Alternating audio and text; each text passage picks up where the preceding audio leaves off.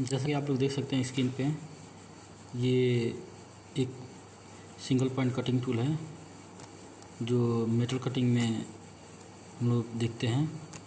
तो हम इसी पे डिस्कस करेंगे सिंगल पॉइंट कटिंग टूल के जो टर्मिनोलॉजी है, सिंगल पॉइंट कटिंग टूल का जो टर्मिनोलॉजी इसी पे डिस्कस करेंगे। ये होता है क्या कि हर एग्ज़ाम में इस पे क्वेश्चन आते हैं। तो एक्चुअली छोटे छोटे एग्ज़ाम जैसे एसएससी जेई का हो गया और आरआरबी जेई का हो गया, इस पे भर भर के क्वेश्चन होते हैं। तो एक छोटा सा टॉपिक उठाए हैं, इम्पोर्टेंट टॉपिक है, तो इसी पर आज हम डिस्कस करेंगे ये होता क्या है। तो देखिए, ये मेरा सिंगल पॉइंट कटिंग टूल का ये वाला जो पार्ट है, ये वाला पार्ट जो है, ये वाला, इस पार्ट को क्या बोलते हैं हम लोग? इस पार्ट को हम लोग बोलते हैं सैंक। सैंक क्या होता है? सैंक जो होता है सिंगल पॉइंट कटिंग टूल का जो है मेन बॉडी होता है। जैसे अपना शरीर हो गया ना, शरीर जो है अपना गर्दन से नीचे जो जितने भी पार्ट है लगभग इसको सैंक बोला जाता है। तो ये सैंक क्या होता है? सैंक मेरा जो होता है ये हमारा मेन बॉडी होता है। क्या होता है? मेन बॉडी होता है। सिंगल पॉइंट कटिंग टूल का मेन जो है बॉडी को क्या बोलते हैं हम लोग बोलते हैं सैंक बोलते हैं। उसके बाद से सैंक क्या आता है हमारा? सैंक के आगे अपना आता है मेन कटिंग टूल का जो पार्ट है वो आता है। तो उसको हम लोग क्या बोलते हैं? जो ये वाला पोर्शन हो गया, अभी बता रहे हैं आपको हम, ये वाला जो पोर्शन हो गया, ये सब क्या पोर्शन है? इसको हम लोग बोलते हैं रेक फेस बोलते हैं। ये पूरा जो हो गया ये रेक हो गया। ये जो पूरा पार्ट है ये वाला जो पूरा पार्ट है इसको क्या बोलते हैं हम लोग? रेक बोलते हैं। तो ये जो पूरा ये सरफेस है, इस सरफेस को हम लोग क्या बोल देंगे? इस सरफेस को हम लोग बोलेंगे, इस सरफेस को बोलेंगे हम लोग रेक फेस बोलेंगे। इस सरफेस को क्या बोलेंगे हम लोग? रेक फेस बोलेंगे, रेक फेस बोलेंगे। तो और ये चूँकि इसको फेस बोलते हैं लेकिन रेक साइड है तो इसीलिए हम लोग इसको रेक फेस बोलेंगे। तो अभी हम लोग जो है कि इसको अच्छे से थोड़ा लिखा हुआ है। तो इस सरफेस को हम लोग क्या बोलते हैं? इस सरफेस को, ये जो अभी है इसको हम लोग रेक फेस बोलते हैं इसको। तो ये फेस तो चूँकि फेस तो है है लेकिन रेक साइड है तो इसलिए हम लोग क्या बोलते हैं? इसको रेक फेस बोलते हैं। अब देखिए उसके बाद से हमारा क्या आता है? इसको हम लोग बोलते हैं, ये वाला पार्ट को हम लोग फ्लैंक बोलते हैं। ये वाला जो पार्ट है, ये वाला पार्ट है, ये वाला पार्ट है, इसको हम लोग क्या बोलते हैं? इसको हम लोग बोलते हैं फ्लैंक। तो हम लोग क्या क्या देख लिए? ये सैंक देख लिए, ये रेक फेस देख लीजिए, ये वाला रेक फेस देख लिए, और इसको क्या बोलते हैं हम लोग? इसको बोलते हैं हम लोग फ्लैंक बोलते हैं। क्योंकि इंड साइड है तो इसको हम लोग क्या बोलेंगे? इंड फ्लैंक, इंड फ्लैंक बोलेंगे। और ये साइड है तो इसको हम लोग क्या बोलेंगे? इस वाले पोर्स को, क्योंकि ये साइड है तो इसको हम लोग क्या बोलेंगे? साइड फ्लैंक बोलेंगे। इसको हम लोग क्या बोलेंगे? ये फ्लैंक तो लिखा हुआ है लेकिन ये कौन सा हो गया? ये साइड वाला हो गया। तो ये हो गया साइड फ्लैंक। ठीक है, तभी हम लोग समझ गए, सैंक भी समझ गए और फेस भी समझ गए। क्योंकि ये फेस है, नो साइज है, क्योंकि ये देखिए ये वाला जो पार्ट है ना, ये राउंड सा घुमा हुआ है, ये वाला पार्ट, ये जो अभी मैं ब्लैक में दिखाऊंगा, ये वाला पार्ट है, यही इसका नोज है। जैसे आपका नाक होता है ना, यही नोज है। तो इसको क्या बोलते हैं हम लोग? नोज बोलेंगे। क्योंकि ये राउंडेड है इसलिए इसको क्या बोलते हैं? Nose radius. इसको लोग नोज रेडियस बोलेंगे। और इसको हम लोग बोल दिए हैं, ये वाला पार्ट जो है, ये हो गया रेक फेस हो गया, ये वाला पार्ट रेक फेस हो गया। और ये जो कि राउंडेड है इसको हम लोग क्या बोलेंगे? नोज रेडियस बोलेंगे। तो यहाँ तक तो चीज़ें समझ में आ गई। अब देखिए पहले इसको क्लीन कर देते हैं, नहीं तो बेकार हो जाएगा। ये जो हो गया, ये वाला, अभी चूँकि मेरा फर्स्ट टाइम है इस पर काम कर रहा हूँ तो इसलिए मेरे को उतना अच्छे से भी आ नहीं रहा है। तो चलिए ठीक है, कोई बात नहीं, इसको ऐसे ही डिलीट कर देते हैं इसी पे। तो ये वाला आपको समझ में आ गया। अब देखिए, अब हम इसके एंगल के बारे में डिस्कस करेंगे, इसके पार्ट के बारे में तो डिस्कस कर लेंगे क्या क्या इसका पार्ट है। अब इसके एंगल के बारे में डिस्कस करेंगे, एंगल क्या क्या है। तो देखिए ये जो है, ये ये वाला जो एंगल है, ये वाला, ये देखिए, ये जो ऐसे गया है और एक ऐसे एंगल बन रहा है, ये बीच का जो एंगल आ रहा है ना, ये वाला, इसको हम लोग बोलते हैं साइड रेक एंगल। इसको बोलते हैं हम लोग साइड रेक एंगल।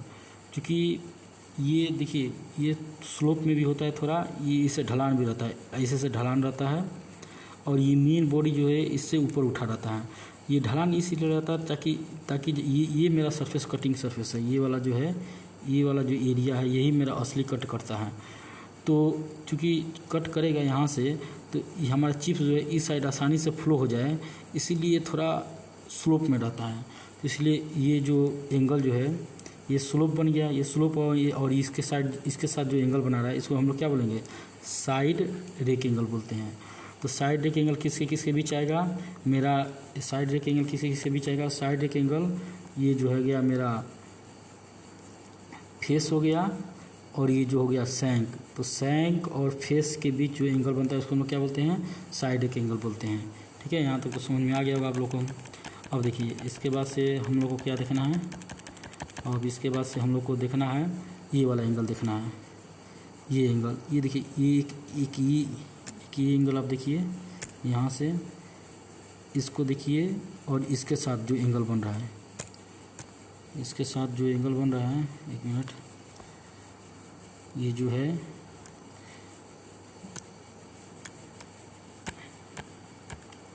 ये देखिए, इनके बीच जो एंगल बन रहा है, इनके बीच ये जो लाइन है ना, ये लाइन है, ये लाइन है, ये लाइन है, और ये लाइन है, इन दोनों के बीच जो एंगल बन रहा है, ये हल्का स्टिल्ट होता है, तो इनको हमको क्या बोलते हैं, साइड रिलीफ एंगल। क्योंकि हमारा ये वाला पार्ट जो कट करता है, और सामने हमारा ये होता है, वर्कपीस होता है, तो ये वाला पार्ट उसे टच करने से बचता है। मतलब दोनों के बीच में, वर्कपीस और टूल के बीच में ये गैप का काम करता है, ये वाला पार्ट। तो क्योंकि ये रिलीफ दे रहा है, मतलब गैप है, रिलीफ दे रहा है, तो इसलिए हम लोग क्या बोलते हैं, इसको रिलीफ एंगल बोलते हैं। क्योंकि ये साइड है, ये वाला एंगल, इसको क्या बोलते हैं, साइड रिलीफ एंगल बोलते हैं। ठीक है, तो ये भी चीज़ अपना समझ में आ गया। अब हम समझेंगे ये वाला। अब साइड रिलीफ एंगल समझेंगे, सब एंगल जो होता है जोड़े में होता है। एक साइड रिलीफ एंगल हो गया, तो एक इन रिलीफ एंगल आएगा।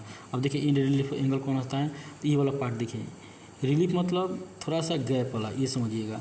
अब देखिए, जब ये वाला पार्ट हमारा कट करता है, ये वाला पार्ट हमारा वर्कपीस को कट करता है, तो यहाँ से एक परपेंडिकुलर डालिए, लाइन जाएगी, और एक ये वाला है, ये वाला, इन दोनों के बीच में जो गैप होगा वो मेरा क्या देगा, ये क्लियरेंस या इन रिलीफ एंगल देगा। ठीक है, तो देखिए, एक दो एंगल इसमें हम लोग जान गए, एक क्लियरेंस एंगल हो गया, एक इन रिलीफ एंगल हो गया। अब ये इन रिलीफ एंगल किसके बीच है, तो मेरा ये वाला पार्ट है, इनका जो है, इनके साथ इनका जो स्लोप है, ये वाला जो पार्ट है अंदर की तरफ थोड़ा मुड़ा हुआ है, ये अंदर की तरफ होता है। तो ये वर्टिकल से, ये वाला वर्टिकल हो गया, ये अंदर की तरफ मुड़ा हुआ है, इनके बीच का एंगल बना, ये तो वही एंगल क्या होता है, इंड रिलीफ एंगल या क्लियरेंस एंगल हो गया।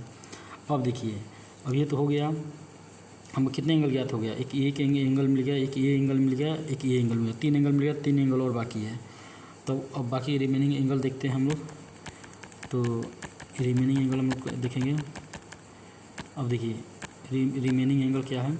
अब देखिए, अब ये वाला एक एंगल देखा, चूँकि वो हमारा ये वाला पार्ट जो होता है, ये वाला पार्ट हल्का सा टिल्ट हुआ रहता है, ये मतलब ये जो ऐसे है और एक ऐसे है, ये वाला पार्ट जो है ये हल्का सा टिल्ट होता है इस वर्टिकल के लाइन के अलांग, इस वर्टिकल लाइन के अलांग जो है, सॉरी, ये वाला पार्ट थोड़ा सा अंदर भागा रहता है, और ये मैं एक लाइन खींच रहा हूँ इसके अलांग। तो ये वाला जो एंगल है, ये वाला एंगल जो है, इसको हम क्या बोलते हैं, साइड कटिंग एज एंगल बोलते हैं। ये साइड कटिंग एज एंगल हो गया। मतलब ये जो है, ये कट करता है मटेरियल को, और ये मटेरियल कट करता है, और बाकी किसी का कोई काम नहीं होता कटिंग में।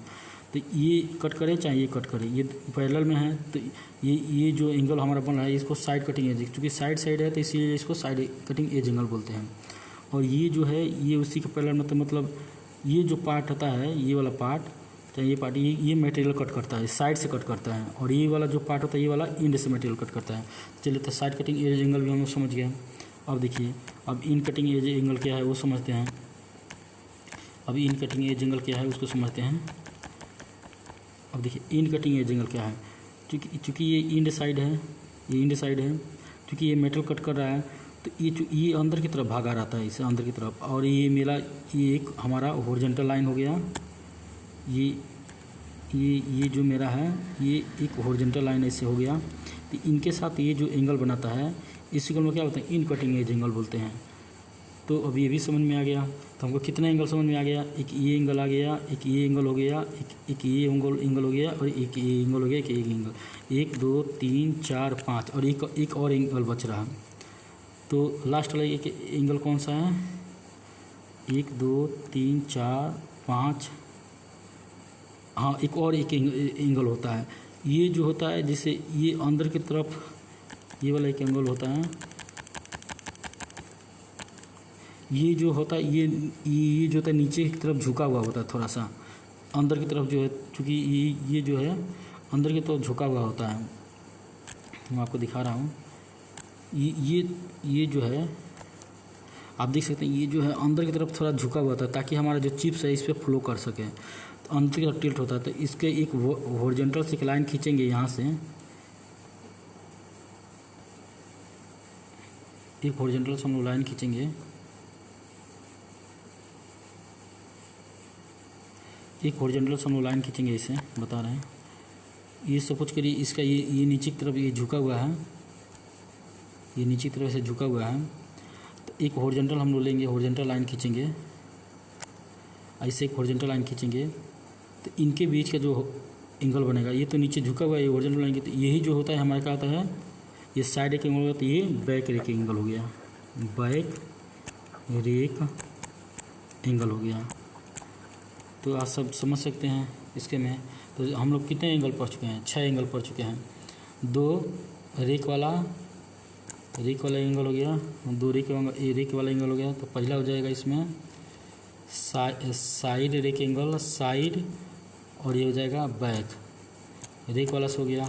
अब ऐसे ही कटिंग वाला से हो जाएगा, कटिंग वाला से कैसे होगा, अब रेक वाला से 2 हो गया, एक ये वाला अपना हो गया साइड वाला हो गया, और ये वाला जो बताए थे ये बैक वाला हो गया। रेक एंगल का कहानी ख़त्म। अब आइए अब इस वाला कहानी को पढ़ते हैं। अब इस वाले को हम लोग कहानी देखते हैं।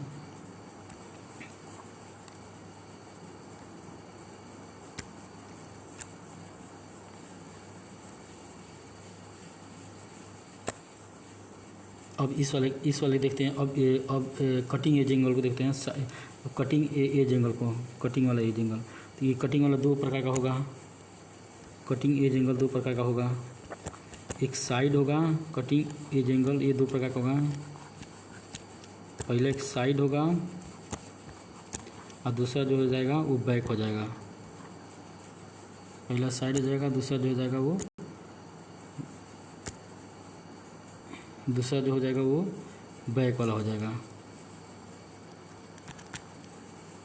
कटिंग एज एंगल 2 प्रकार का हो गया, साइड और बैक। देख लीजिए यहाँ पे ये वाला साइड वाला हो गया, ये वाला, और ये वाला बैक वाला हो, ये साइड वाला हो गया, और ये इंड वाला होता है।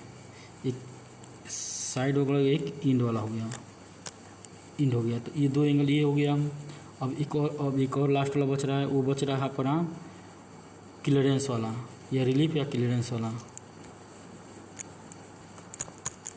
रिलीफ वाला भी 2 होता है। पहला हो गया साइड रिलीफ, साइड, और दूसरा हो गया इंड। तो देख लीजिए रिलीफ वाला कौन सा हो गया, ये वाला, ये अपना जो हो गया ये अपना साइड कटिंग ये वाला जो हो गया साइड रिलीफ वाला हो जाएगा। ये जो लाइन है एक दूसरे से जो एंगल बनाता है ये साइड वाला हो जाएगा, जो अपना ये साइड वाला है। और एक वाला जो हो गया ये इंड वाला हो गया, जो यहाँ से बना रहा है, ये वाला एंगल जो बना रहा है। इस प्रकार टोटल हम कितना पढ़ते हैं, तो 6 एंगल हम लोग को पढ़ते हैं। अब इसी पर अपना क्वेश्चन पूछता रहता है। Okay guys.